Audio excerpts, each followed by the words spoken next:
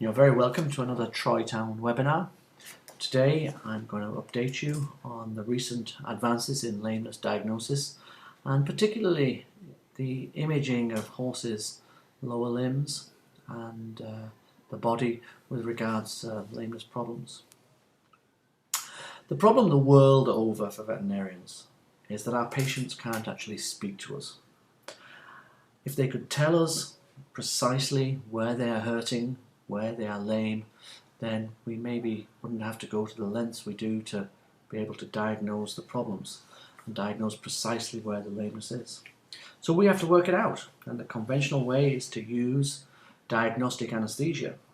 These are nerve blocks where we anaesthetize or numb or freeze an area of the limb, and we see then if the lameness has got better, and then we know that the area that we have anaesthetized is actually the localized region of the lameness. And then we can take x-rays or other imaging systems to work out exactly what is the problem. The thing is, over the years, we've really come to realize the limitations of conventional x-rays in a lot of ways. And even with digital radiography, there are problems in showing up injuries in bone which are present that new systems can help us to identify. So one of the new technologies on the block is MRI scanning. It's been around in human medicine for probably 20 or 30 years. And what has come online now is a standing MRI scanner designed by Hallmark in England. And this circumvents the risks of general anaesthesia. The horse has to stay very still. This is a picture of the MRI scanner at Troy Town Equine Hospital. It takes a couple of hours to scan each foot, and we try and do it as an outpatient basis, so it takes 4 or 5 hours to do both legs. But we get detailed images of bone and soft tissue on the same image, and that's a fantastic benefit. And MRI is really helping to refine the diagnoses and aid in the selection of treatment options, particularly with diseases such as navicular disease and any other problems in the horse's lower limb. So this is a horse actually standing in the MRI scanner at Troy Town. It's a U-shaped magnet as opposed to sort of like a circular magnet that you'll see in most human hospitals. And you know, those circular magnets can be used for horses, but then the horse has to be anaesthetized, so that's an extra cost and an extra risk as well, because the horse has to wake up from the sleeping position and stand back up again, which is risky for an adult horse at times. And you can see they stand with the foot either side of one of the magnets. The leg to be scanned is between the magnets, and they have the grey coil present, which is a radio transmitter and receiver, which helps to get the MRI scans. And the images are looked at on a computer screen as we get them. So this technology is now able to produce scans, and what we get is a black and white image, and we can see the bones and the soft tissues. And in this sequence here, this is called a T1 sequence, which gives us great anatomical detail. We are slicing through approximately 4 to 5 millimeter slices through the horse's foot as we go. The other main new advance in imaging is bone scanning or scintigraphy, and this is less useful on the horse's lower limb but extremely useful on the horse's back and pelvis and in areas which can't be x-rayed. So these are some bone scans of a horse's back showing some kissing spine problems where the dorsal spinous processes impinge and rub against each other, and sometimes so bad that we have to operate on these horses. Also on the picture is scans of a horse's pelvis with a hot spot in the area of the sacroiliac joints where there's some major problems going on. And then on the bottom right is a bone scan of a horse's humerus, a racehorse which has developed a stress fracture in that humerus bone, and now we've identified that the horse has to have a long period of rest to allow that to heal before it can return to racing. So the main differences, there are the two technologies are very different, and just to try and explain to people about these differences, the bone scanning is extremely useful to scan large areas and to screen the whole horse. Very useful if you've got a horse that we cannot actually do any nerve blocks on, and we have trouble doing nerve blocks in the upper limb, in the front or the hind. So that's extremely useful to identify things. And the bone scan is going to give us a lot of information that we're not going to be able to get in any other way, and extremely useful for screening for racehorses, for stress fractures and bone remodeling injuries. It does help us look at muscle injuries and also ligamentous attachments to bones, but it is a bit poor for looking at soft tissues and tendons in particular, which is where the MRI scan comes in. There is a good correlation between the findings on MRI and scintigraphy, however, the bone scanning. So that is very useful, and we often use the two together in some instances. With the magnetic resonance imaging, the design of the Hallmark scanner means that it's only small areas that can actually go into the machine, approximately 15 centimeters diameter. But that it really is enough for us to really get good images of the feet, and as really giving us so much better diagnoses. And I'm going to give you some examples of those now in the rest of the seminar. There's an excellent assessment, like I said, of bone and of soft tissues on the same images. And we can look at suspensory ligaments and fetlock joints, and really understand the injuries a lot better. So I'm going to give you a few examples of how we've been using the MRI scanner, and I'm going to have a look at 4 injuries in sport horses first of all, and have a look at navicular disease, and then some tears on the deep digital flexor tendon, and then some pastern bone injuries and bone and cartilage injuries, and then also in the fetlock joint of some racehorses. Navicular disease, I think we have some webinars on this subject, and it is a frustrating condition. Typically has its onset in middle-aged horses, and this is an example case of an 8-year-old show jumper gelding. And the lameness is often low grade and insidious on onset, and in this instance it's been going on for approximately 6 months. There's at the straight line trot, the gelding is fairly sound and showing no lameness, but then on a lunge on a hard surface we can see a lameness on the right forelimb, and when we do flexion tests on the both the right fore and the left fore, we see some lameness. Nerve block, so the local anesthesia has already localized the lameness to the foot region, and the radiography, and you can see 2 x-rays there of the feet and the navicular bones, are actually again unremarkable and showing no major abnormalities. So with the MRI scan, what we can do is look at these areas, and what the MRI scan does is it relies on differences in water composition to allow us to see if things are injured. And what I've got here is the 3 scans from this gelding, that's lame with navicular disease, and we can see disruptions to the navicular bone on all 3 types of scan, the T1s, the T2s and the stir sequences. And this is showing a sort of inflammation and degeneration within the lower half of the navicular bone.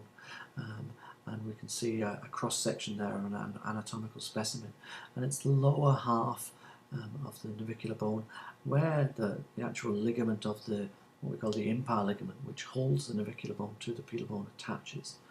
And we can see that there's damage to the navicular bone itself. In fact, these are now transverse scans in the frontal plane, and we can see what really looks like a cystic lesion in the center of the navicular bone, the bright white area in the center of the navicular bone. And this is a cyst in this gelding, which is, like I said, not showing up on the x-rays. We can see this in other scans as well. We take all the sequences are taken at different angles so that we can see the lesion in different formats, and it's very, very useful. And once we've identified this as the cause of the problem, we know that we have to treat this horse with changes in shoeing, maybe go to natural balance shoes. We can use some intra-articular biological treatments. In this instance we use platelet-rich plasma, which is the PRP treatment. And the horse has stayed sound now for over 12 months without further medication of these structures, and it's currently jumping at about 120 to 130 centimetres. So once we could exactly work out exactly what was injured, we can modify the treatment accordingly. Here's another couple of examples of some cysts in navicular bones, and again side by side of the X-rays, and we can see that they're not, these injuries, these lesions are not showing up very well on X-rays. Overall, what the MRI allows us to do is to refine the best treatment for various types of the syndrome. And what that will hopefully do over future years, it'll improve value for money for clients, because there'll be a greater confidence in selecting treatments that are possibly a little bit more expensive, like the PRP treatment.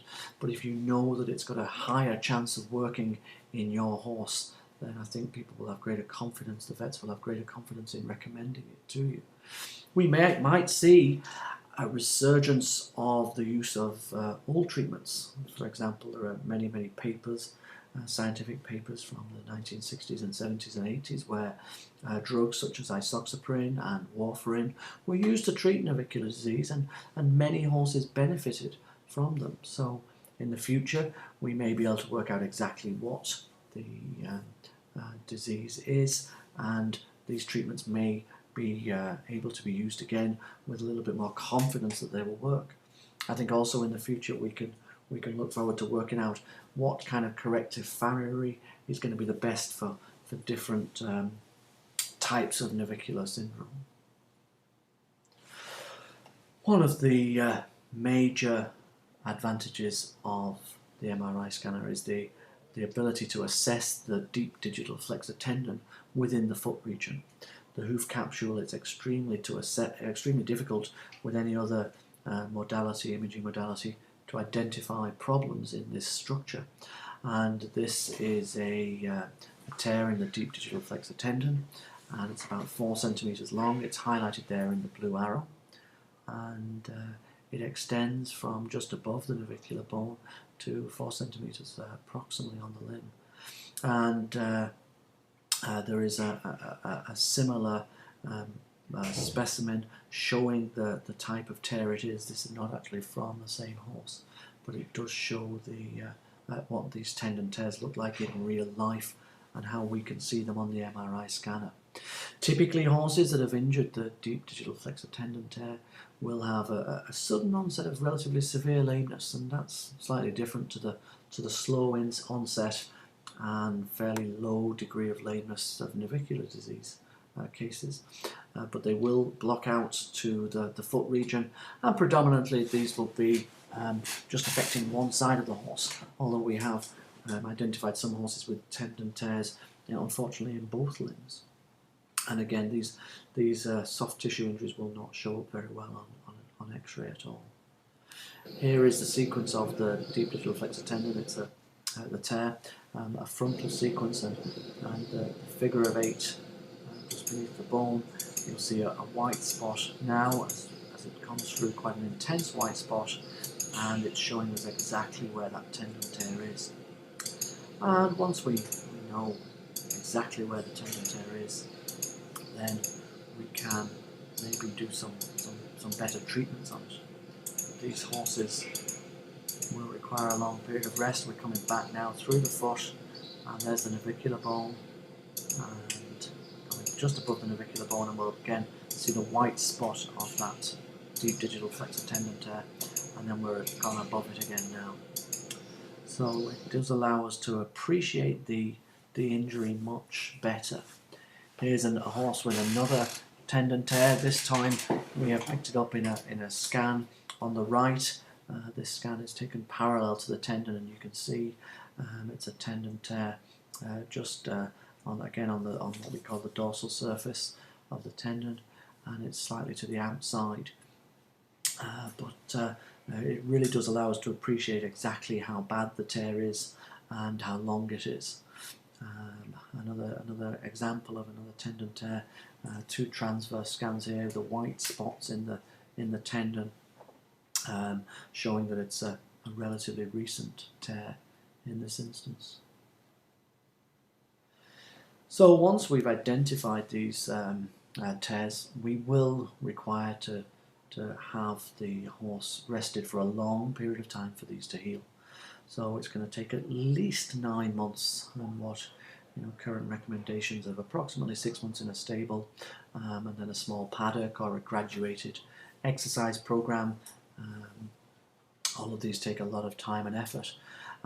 We may also have then the capability of injecting the tendon tear or the lesion with a biological healing agent like platelet-rich plasma, the PRP we've talked about, or stem cells, depending on the choice of the owner. And the main usefulness with the MRI scan is the early and the more specific diagnosis. It's sometimes counterproductive to rest a horse with navicular disease for 9 months because that might not result in any significant improvement. Whereas if we've done an MRI scan and we know that has to be done, then we know we're doing it for the right reasons. And also it does avoid wasting resources on other treatments, because sometimes these horses may get treated with things that are not going to work, and they're not going to benefit the actual the lesion that they have. Sometimes we do see horses with multiple tears. This was in a show jumper, and it was interesting in that it had become unresponsive to medications in the foot region, and the treating veterinarians had noticed that they were getting a poorer and poorer response, and once they re-evaluated with the MRI scanner, it gave the reason why the treatments were no longer being successful.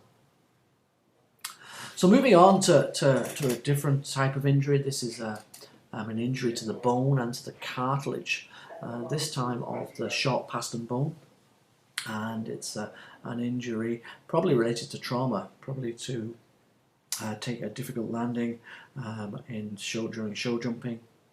And you can see the blackened bone there that is circled, and the associated damage to the cartilage as well. These can occur in all types of horses. They can occur in event horses and race horses as well.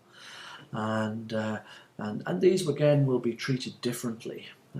Sometimes we will pick these up on the bone scanning, so that the images, the yellow and orange and black images on the right, are actually bone scanning images, and we use the bone scanner first to identify exactly where the problem was. You can see in this instance a large black area representative of increased uptake of the radiopharmaceutical we use in the bone scanning process, and how it corresponds very well with an injured area of bone.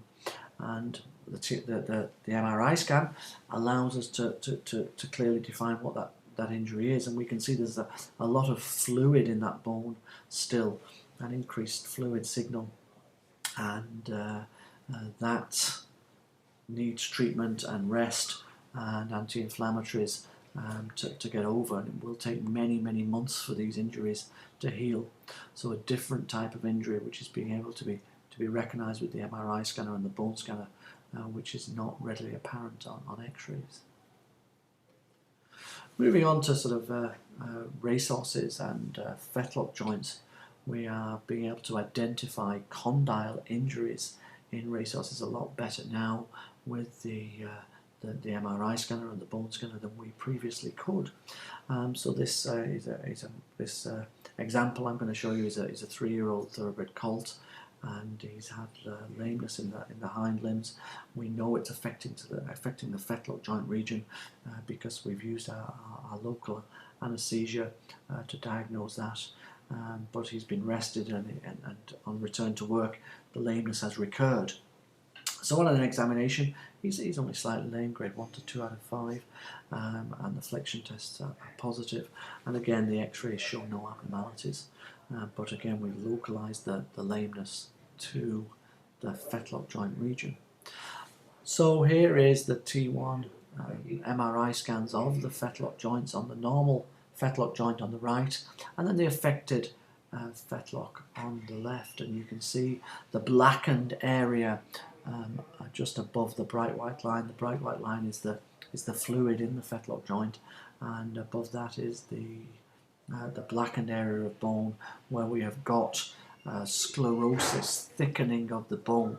And this is a response to training for the horse, but in this instance it's excessive, and it's causing poor absorption of shock waves into the bone, and it's resulting in pain. The equivalent of deep bone pain is a good way of expressing it.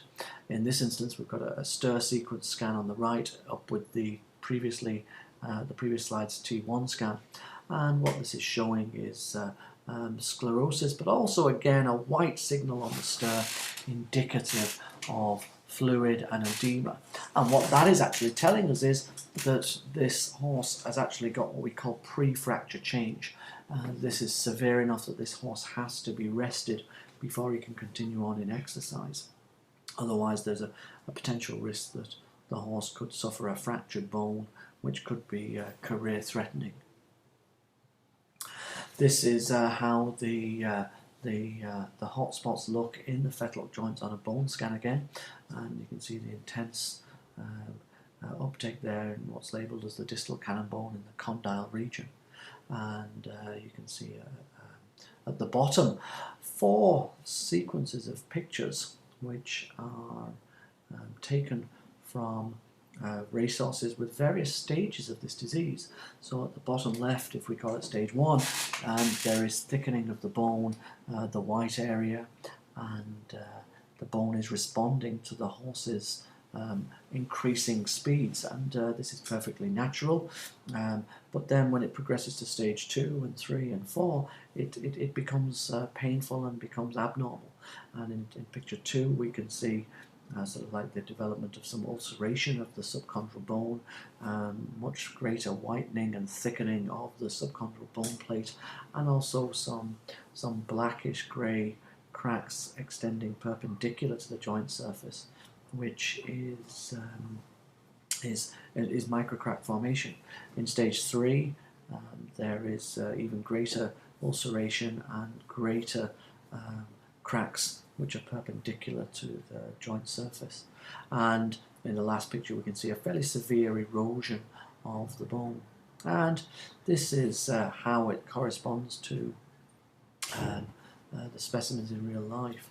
And on the left we've got a normal cannon bone, and then the start of a blue discoloration of the cartilage in the early stages of this disease, and then some slightly more advanced progressive cartilage erosions, which are all part of this injuries to these fetlock joints in our racehorses. And we can see here another cross section through the fetlock joint with the picture of the histological specimen, and you can see how it correlates. The black area on the MRI scan correlates with the white area on the histological specimen, but it is representative of the bone thickening and the bone sclerosis. And if we identify that in our racehorses, we know we have to back off in terms of their intensity of training and try and treat this and get them better. Depends on each horse. We will adjust the treatment plan according to their specific needs. But so with the fetlock joint problems, we will modify the treatment plan according to each individual. It may involve resting the horse for a few months. It may involve treating the horse with anti-bone remodeling treatments on children. We may medicate the fetlock joint with anti-inflammatories to decrease the inflammation and reduce the cartilage damage that's going on. And more recent times we will use intra-articular platelet-rich plasma to treat these horses' joints to try and keep them as sound as possible. In some instances we see small subchondral bone cysts, and here is 2 MRI scans of the same joint of a show jumping horse, and that bright white area that is outlined by the blue arrows is a small cyst in the distal cannon bone, and that developed over time. This horse was a middle-aged show jumper and required some treatment. So in conclusion, the MRI scanning is proving extremely useful to better refine the diagnoses of horses' lameness, and it is really extremely useful, particularly in foot lamenesses, horses with suspected navicular bone, and it will produce value for money over years, hopefully, in that the treatments can be refined more specifically to the precise injury that your horse has.